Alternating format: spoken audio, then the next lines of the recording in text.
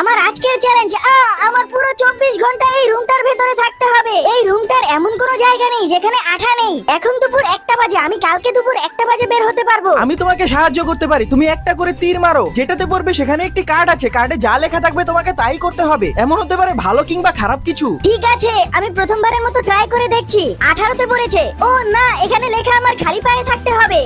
এই পুরো রুমটার ভেতরেই আঠা, দেয়ালে, উপরে, এমনকি টয়লেটেও আঠা। আমার টয়লেটে ধরলে আমি কি করব? আমি এখন একটু চেয়ারে বসবো। না, চেয়ারেও আঠা। ইয়া, ছুটে গেছি। তোমার দ্বিতীয় তীর মারার সময় হয়ে গেছে। আমিও প্রস্তুত এই যন্ত্রণা থেকে মুক্তি পাওয়ার জন্য।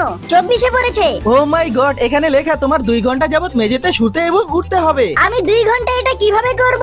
এরপর এভাবেই লিলিকে 2 ঘন্টা যাবত মেঝেতে শুতে এবং উঠতে হয়। আমার এখন প্রচন্ড খিদে পেয়েছে। এরপর লিলি ফ্রিজ খুলে এবং ফ্রিজের সবকিছু আঠালো ছিল। আমি এভাবে কিছুই খেতে পারবো না। আমার পরের হিন্টের সময় হয়ে গেছে। এর পরের হিন্টগুলোতে লিলিকে দেয়ালের সাথে লেগে থাকতে হয়, তার গায়ে আঠা ঢেলে দেওয়া হয়। কিন্তু একটি হিন্টে সে একটি আঠামুক্ত বোর্ড পায়, সেখানে সে কিছুক্ষণ আরামে বসে থাকতে পারে। এবার আমার পরের হিন্টের সময় হয়ে গেছে। আমি 3 ঘন্টা আগে বাসায় যেতে পারবো। তুমি এখনই বের হতে পারবে যদি তুমি চোখ বন্ধ করে 3 বার এটার কাছ থেকে বাঁচতে পারো। ঠিক আছে, 1 বার সরেছি, 2 বার সরেছি, 3 বার সরেছি, 4 বার সরেছি। লেগে গেল। সমস্যা নেই, তুমি 3 বার বাঁচতে পেরেছো, তার মানে তুমি বের হতে পারবে। আমার জীবনের সবচাইতে কঠিন চ্যালেঞ্জ ছিল এটা। তাই প্লিজ লাইক সাবস্ক্রাইব করে দাও।